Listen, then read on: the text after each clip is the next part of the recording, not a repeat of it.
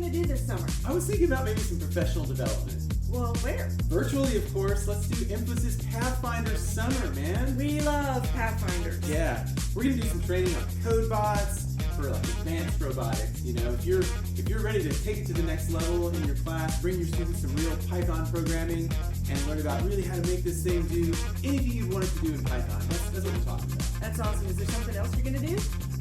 Yeah, we got like a virtual robotics course, and it's going to provide a certification pathway. So if you're a CTE teacher or anybody that's looking for a certification pathway to get your students Python certified, this is the way to do it. It's the most awesome, fun way to gain that certification. And the code you're going to be writing works on physical CodeBots as well as virtual ones. Really cool. That certification pathway, there's a lot of demand for that. So I'm glad we're going to offer it. Yeah, let's do it. Let's do it. We're Jerry and David Ewing. We are going to be two of your instructors for Summer Institute, and it's going to be a blast.